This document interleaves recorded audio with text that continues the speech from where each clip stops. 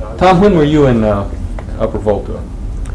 I was in Upper Volta from the 4th of July in '79 through Halloween in '81. I can always remember that because I was surprised that we flew out on the 4th of July figuring a national U.S. holiday would be something that we wouldn't leave the country on. And I always remember leaving on Halloween because I got in Paris the next day, and it was All Saints Day, a holy day. In France being a predominantly Catholic country, it was a big day for them. So, but I was there for about 2.5 years, working in a reforestation project in Daegu, about 220 miles west of Ouagadougou, which is the capital city. And we were involved in a reforestation project, planting trees to fast-growing trees for firewood. Firewood was a big concern there, in addition to providing food for people. And then the second year we got involved in cook stoves, building cook stoves out of cement and rebarb and sometimes adobe or banco, if you will, and cook stoves to conserve the firewood that the women were using to cook their meals. A big concern over there at the time, and still is not only getting food on the table, but having the fuel to cook the food. So a lot of families may only get one hot meal a day, and so we were trying to plant trees for firewood and then also reduce the consumption that they were having at the time. What would be your clearest memory of 7-8 years later of the 2.5 years you spent there? I guess I remember a lot of things. Probably the main thing that always comes to mind is just the people that you interacted with. In Burkina Faso, you're mostly outside, so you're always around people. When you walk to the market, you'll pass people. It's not like here where you drive to certain places and just go to your destination. The journey itself is a trip in itself. I remember one time taking a bush taxi back home from Ouagadougou, and we broke down, and a lot of times you would break down, and this time the transmission was just really messed up, and it took 7 hours to fix it, and no one got upset. We had a good time. We talked with all the passengers that were on the truck, and actually thanked each other for being able to pass the time productively, talking to each other, visiting with each other. Remember all the children that would come visit me at home. I coached basketball in the local elementary school with the girls and the guys, and would come there after work and after their school was over, and we would coach basketball, and just the kids would have a fun time. There's no competitive nature in themselves. They just would enjoy the participation.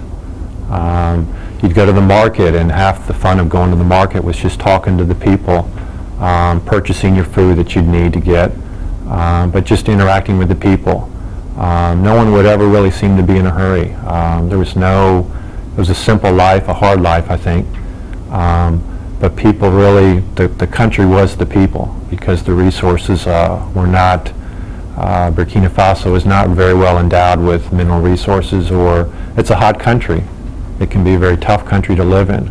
And so the people, I think, were the main thing that I remember. I think that's the heart and the soul of the country, and certainly the children being the most friendly and open of all. Having lived in Africa, in a particular part of Africa for quite a while,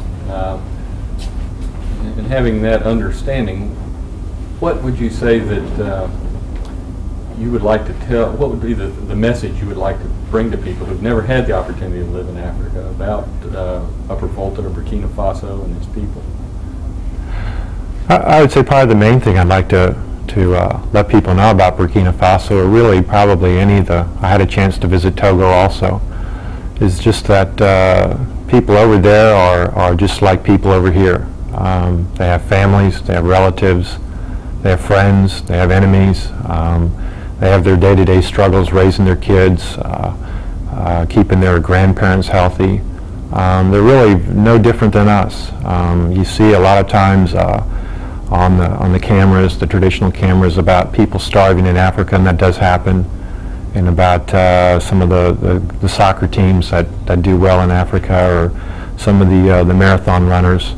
But those are, you know, and that's the limited view that we have of Africa or Burkina Faso. But I guess the main thing I'd like to share with people is that the people that I interacted with, people I lived with, my neighbors, the people I traveled with, worked with, they have day-to-day concerns just like anybody else.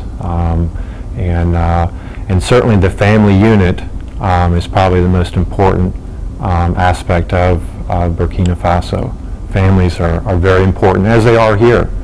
But over there, cousins are just like brothers and sisters. There's really no difference between your immediate family and the extended family. Is very important. And I think it's important to realize that when we see isolated aspects of Africa, that we remind ourselves that they're people just like you and me, that they do have their concerns. They may have shorter lifespans occasionally. They may have tougher struggles, simpler lives, but they have the day-to-day concerns that we have, and they're proud of their kids, and they look to their grandparents for guidance. They really are not that much different than what we are, but they have obviously a very simpler lifestyle, and they obviously have a more basic lifestyle where food and water and health are major concerns, where we may a lot of times take those for granted. In some cases you may wonder where your next meal is coming from over there, where here we kind of take that for granted. So I think they just more basic values, and certainly a lot of people in Burkina Faso now are, especially the educated, are in some cases struggling because they see, having an education, they see the richness and the wealth that Europeans and Americans have. And here they are in a small village, and they have an opportunity to make it in a sense and get a government job, get higher education, maybe travel to Europe, America, visit, and then go back to your village and try to juggle with that struggle of your duty to your own family and to your extended family and all the people who haven't made it, and you yourself having an income, having an opportunity to work, but realizing your family obligations to all those cousins and nieces and nephews who depend on you now even more because you have a source of income and you have education. And there's a real struggle in a lot of people in Burkina Faso, I sensed anyways, in some of the cities and larger towns. You know, do they leave it and go to the big city and pursue their own individual dreams, realizing the conflict that they also have an important duty back to their hometown, their village, and their people. Families are really important over there, and I think the people are something I'll always remember. If you could have an opportunity to go tomorrow back to Burkina Faso for a week, how would you spend your time while you were there? I think I'd probably go to Ouagadougou for probably a day and just indulge in all the different markets, the stores.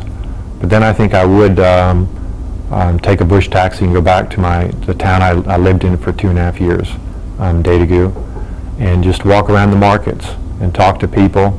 I would be not surprised to see people who still live there that I would know, because a lot of people other than the government employees do stay in their hometowns. And I think I would just, certainly it would be a different experience because I would be a visitor. I would not be a local resident. It would be shocking to know that a lot of people I did know would no longer be there. Some may even have died since I left, realizing that I met a lot of middle-aged people. They may not even be there. But I think I would just, probably go to the Eaux et Forêts, the Waters and Forest, Forestry Department, and see if anyone was there that I knew. I probably would visit some of the villages and just find out if my language still worked, find out if my Jula and my French would still work, and I'm sure it would. And just kind of get back in touch with the simple basic life that many people over there enjoy.